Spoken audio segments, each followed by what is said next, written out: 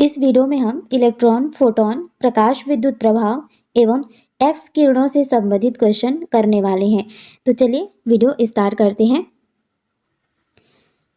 First जो question है, जब कैथोड किरणें उच्च गलनांक वाले लक्ष्य से उच्च वेग से टकराती है तो निम्न में से उत्पन्न होता है। तो देखिए, जब यहाँ पर कैथोड जो होती है उच्च गलनांक वाले लक्ष्य से उच्च वेग से अगर टकराती है तो उससे कौन सी किरणें उत्पन्न होती है? तो यहाँ पर होगी एक्स किरणें उत्पन्न होती है। नेक्स्ट क्वेश्चन है, धनात्मक किरणें समरूप होती हैं। जो धनात्मक किरणें होती है वो किसके समान होती है? जो अल्फा किरणें जो होती है वो क्या होती है? धनात्मक किरणें होती है। नेक्स्ट क्वेश्चन है, मिलिकन के आवेश ज्ञात करने की विधि में निम्न में से किस नियम का उपयोग होता है? मिलिकन के आवेश जो है उसको ज्ञात करने की विधि में किसका उपयोग करते हैं? इसमें हम करते हैं स्टोक के नियम। नेक्स्ट क्वेश्चन है, विडिकॉन का कार्य सिद्धांत। विडिकॉन का कार्य सिद्धांत क्या है? प्रकाश चालकता। नेक्स्ट क्वेश्चन है, चक्रण क्वांटम संख्या +42 तथा -42 व्यक्त करती है। जो चक्रण क्वांटम संख्या होती है, स्पिन क्वांटम नंबर, ये आपको बताना है इसके लिए। तो इसमें क्या हो जाएगा?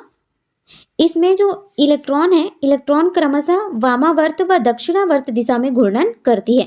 यानी कि जो इलेक्ट्रॉन है वो क्या करती है? क्लॉकवाइज और एंटी क्लॉकवाइज डायरेक्शन में ये घूमती है।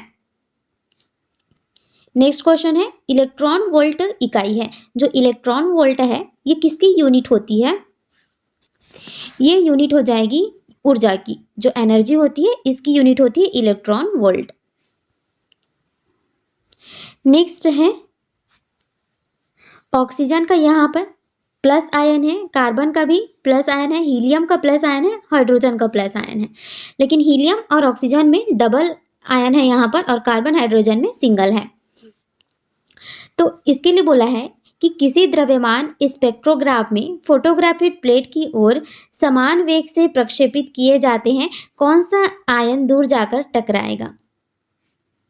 अगर इसको हम लोग स्पेक्ट्रोग्राफ में फोटोग्राफिक जो प्लेट होती है इसकी ओर समान वेग से प्रक्षेपित करते हैं तो कौन सा आयन दूर जाकर टकराएगी? तो वो कौन सा हो जाएगा? वो हो जाएगा आपका ऑक्सीजन सिंगल आयन। ठीक है,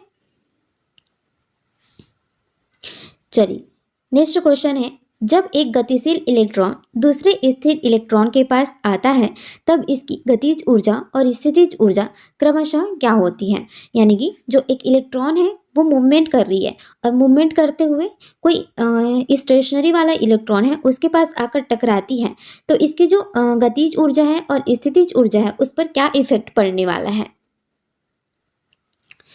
तो इसकी बात करें तो क्या हो जाएगी? इसकी जो गतिज ऊर्जा होती, गतिज ऊर्जा क्या होती? जो गति के कारण ऊर्जा उत्पन्न होती है उसे कहा जाता है गतिज ऊर्जा। तो गतिज ऊर्जा इसकी क्या हो जाएगी? घट जाएगी। और स्थितिज ऊर्जा क्या होती है? ऊंचाई के साथ जो ऊर्जा उत्पन्न होती है उसको कहा जाता है स्थितिज ऊर्जा। तो स्थितिज ऊर्जा बढ़ जाएगी। किस कंडीशन में? कि जब एक गतिशील जो इलेक्ट्रॉन है वो स्थिर रहने वाले इलेक्ट्रॉन के पास आती है तो इसमें क्या होता है? उसकी गतिज ऊर्जा घट जाती है और स्थितिज ऊर्जा बढ़ जाती है। नेक्स्ट क्वेश्चन है, इलेक्ट्रॉन पर आवेश की खोज किसके द्वारा की गई है? जो इलेक्ट्रॉन होता है उसमें नेगेटिव चार्ज होता है तो इसी आवेश की जो खोज है वो किसके द्वारा किया गया था? तो इसकी खोज है मिलिकॉन के द्वारा किया गया था।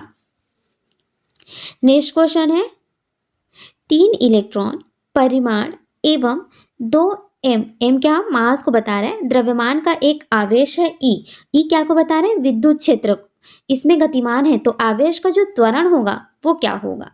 यानी कि आपको इस विद्युत क्षेत्र और ये द्रव्यमान और ये परिमाण, इन तीनों में रिलेशन बताना है कि इन तीनों में क्या रिलेशन होता है, किसके अकॉर्डिंग? त्वरण के लिए। तो ये क्या हो जाएगा, 3 जो परिमाण है वो लिखेंगे और किसमें, विद्युत क्षेत्र हो जाएगा, और आपका नीचे क्या आ जाएगा, द्रव्यमान। तो परिमाण इंटू विद्युत क्षेत्र डिवाइड बाय द्रव्यमान, ये क्या हो जाएगा, त्वरण का हो जाएगा। तो ऑप्शन नंबर बी इसका राइट आंसर हो जाएगा। नेक्स्ट क्वेश्चन है, विसर्जन नलिका में उपस्थित गैस का आयनीकरण किस संघट्ट से उत्पन्न होता है। विसर्जन नलिका में उपस्थित गैस का आयनीकरण किस संघटक से उत्पन्न होता है। तो ये आपका देखिए इलेक्ट्रॉन तथा उदासीन जो परमाणु और अणु होते हैं इससे उत्पन्न होता है। नेक्स्ट क्वेश्चन है, प्रोटॉन, अल्फा कण तथा इलेक्ट्रॉन के लिए E/m के अनुपात में जो क्रम है वो क्या होगा। आपको किसके लिए बताना है, प्रोटॉन के लिए बताना है।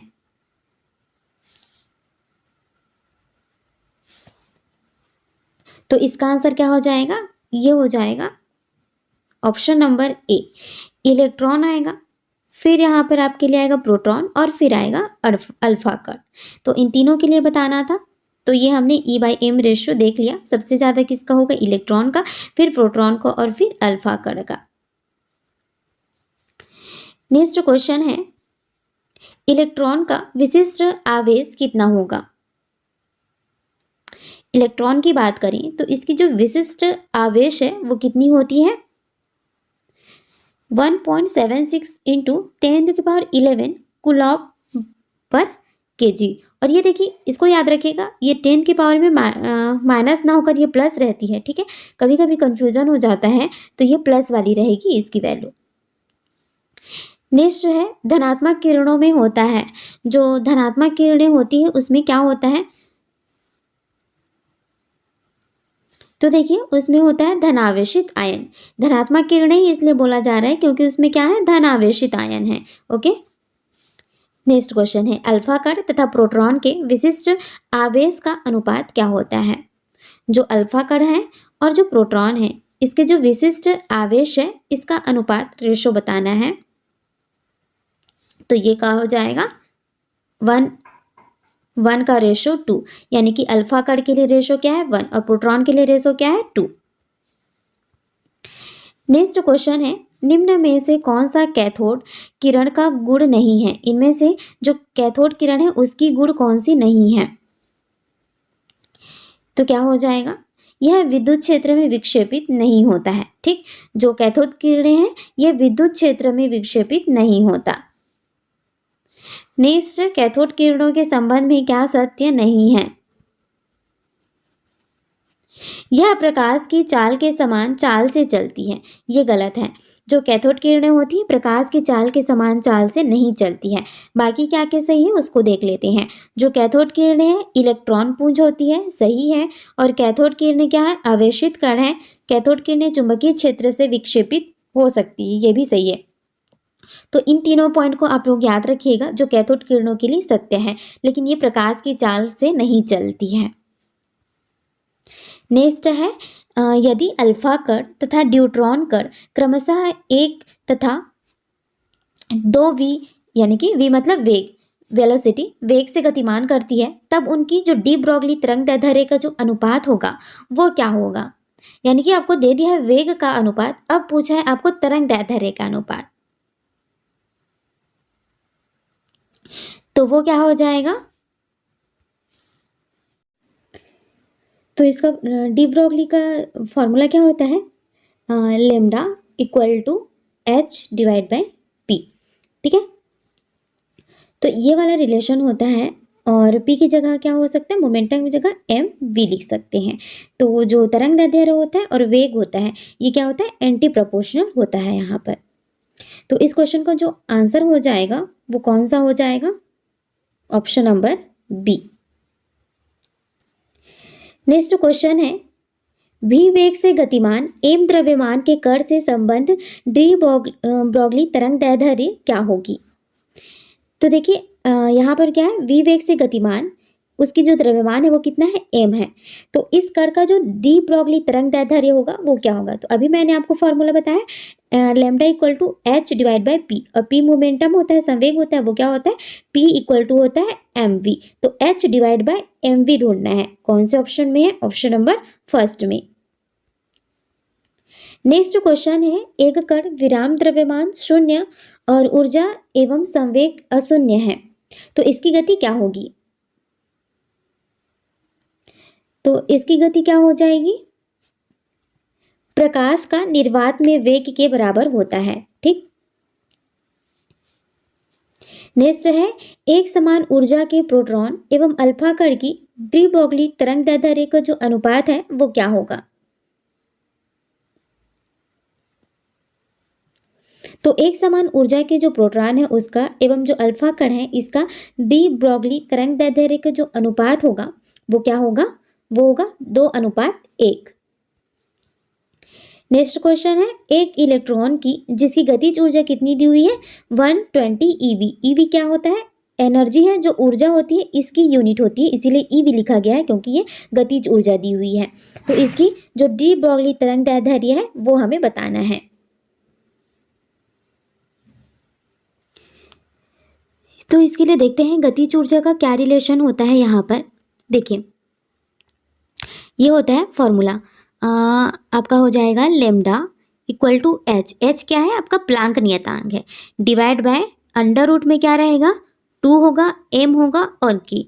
इसमें एम क्या है, एम जो है आपका द्रव्यमान रहेगा, के क्या है, के जो होगा और गतिज ऊर्जा। जैसे ये वैल्यू हो गई, इसको आप लोग के की जगह रखिएगा, उसके बाद इलेक्ट्रॉन की जो मास होगी उसको रख दीजिएगा और एच की जगह में प्लांक जो नियतांक है उसको रखिएगा। तो क्या निकल के आ जाएगी, तरंग दैर्ध्य निकल के आ जाएगी। आंसर क्या आएगा, 112। इसको आप लोग मैच कर लेंगे, फार्मूला को जरूर याद रखिएगा। नेक्स्ट क्वेश्चन है, डी ब्रोगली की परिकल्पना के अनुसार इलेक्ट्रॉन क्या है, तो डी ब्रोगली की परिकल्पना के अनुसार इलेक्ट्रॉन क्या है, कण और तरंग दोनों ही रूप में होता है, ये बताया है डी ब्रोगली ने। नेक्स्ट क्वेश्चन है, द्रव्य की तरंग प्रकृति का सिद्धांत कौन सी घटना द्वारा सर्वोत्तम रूप में स्पष्ट होता है, द्रव्य की तरंग प्रकृति का सिद्धांत कौन सी घटना द्वारा सर्वोत्तम रूप से स्पष्ट होता है, तो ये है इलेक्ट्रॉन विवर्तन।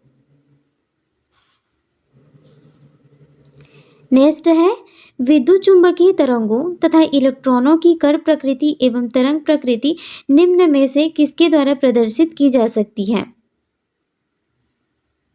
विद्युत चुंबकीय तरंगों तथा इलेक्ट्रॉनों की जो कण प्रकृति है और उसकी जो तरंग प्रकृति है किसके द्वारा प्रदर्शित की जा सकती है, तो ये देखिए प्रकाश विद्युत प्रभाव एवं इलेक्ट्रॉन सूक्ष्मदर्शिता के कारण। नेक्स्ट है, 27 डिग्री सेल्सियस पर न्यूट्रॉन की डी ब्रोगली तरंग दैर्ध्य लेमडा हो तो 9207 डिग्री सेल्सियस पर इसका जो मान है वो क्या होगा, तो 27 डिग्री सेल्सियस पर आपको दी हुई तरंग दैर्ध्य लेमडा और 927 डिग्री सेल्सियस इसकी वैल्यू पूछी है, तो क्या हो जाएगा, वो होगा आपका लेमडा डिवाइड बाय 2, जस्ट उसका हाफ हो जाएगा। यानी कि टेम्परेचर इंक्रीज कर रहे हैं तो क्या हो, तरंग दैर्ध्य कम हो जाएगा यहाँ पर। नेक्स्ट क्वेश्चन है, यदि इलेक्ट्रॉन और प्रोटॉन की डी ब्रोगली तरंग दैर्ध्य समान है तब इलेक्ट्रॉन की जो गतिज ऊर्जा होगी वो क्या होगी, तो यहाँ पर जो इलेक्ट्रॉनों की गतिज ऊर्जा होगी वो प्रोटॉनों की गतिज ऊर्जा से अधिक होगी। नेक्स्ट क्वेश्चन है, लेमडा तरंग दैर्ध्य के फोटोन की ऊर्जा क्या होगी, तो तरंग दैर्ध्य है इसकी जो फोटोन की ऊर्जा है, फोटोन की ऊर्जा आपकी क्या हो जाएगी, ये जो होता है आपका प्लांक नियतांक है एच और सी क्या है, प्रकाश का वेग है और नीचे क्या है, तरंग दैर्ध्य हो जाएगा। नेक्स्ट है, एक फोटोन का संवेग कितना दिया है, 2 × 10⁻16 ग्राम सेंटीमीटर पर सेकेंड। तो इसकी जो ऊर्जा है, ऊर्जा कितनी होगी, तो इसकी ऊर्जा होगी आपकी 6 × 10⁻6 अर्ग। नेक्स्ट है, फोटोन का विराम द्रव्यमान होता है, फोटोन का जो विराम द्रव्यमान है वो कितना होता है, वो होगा 0। नेक्स्ट है hv, ऊर्जा की फोटोन का संवेग है। तो hv जो ऊर्जा है इसके फोटोन का जो संवेग है वो कितना होगा, hv divide by c। Next है सही कथन चुनिए, इसमें से सही कथन को चुनना है। तो कौन सा सही होगा, प्रकाश विद्युत प्रभाव मुक्त इलेक्ट्रॉनों की उपस्थिति में होता है।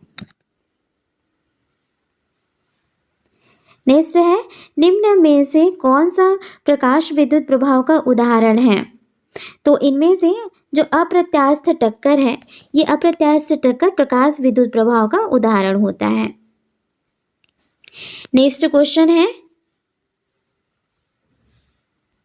450 nm तरंग दैर्ध्य वाले फोटोन की ऊर्जा कितनी होती है। तो इसकी जो तरंग दैर्ध्य होती है उस वाले फोटोन की जो ऊर्जा क्या हो जाएगी, ये होगी आपकी 4.4 इंटू 10⁻⁻19 जूल। जो मैंने आपको तरंग दैर्ध्य और फोटोन का वहां पर रिलेशन बताया था उससे निकालना है। नेक्स्ट है प्लांक ऊर्जा का मान, प्लांक ऊर्जा का मान कितना होगा। तो देखिए इसको भी याद रखिए, ये भी यूज हो सकता है। तो ये NhC डिवाइड बाय तरंग दैर्ध्य लैम्डा। नेक्स्ट है फोटोन से संबंधित निम्न में से कौन सा कथन असत्य है। इनमें से जो गलत है उसको बताना है, किससे, फोटोन से रिलेटेड। तो क्या हो जाएगा इसका, इसका होगा फोटोन कोई दाब नहीं डालता है। ठीक है, फोटोन कोई दाब नहीं डालता। नेक्स्ट है फोटो इलेक्ट्रॉन का द्रव्यमान है, फोटो इलेक्ट्रॉन का द्रव्यमान कितना होता है। तो ये देखिए 9.1 इंटू 10⁻31 kg।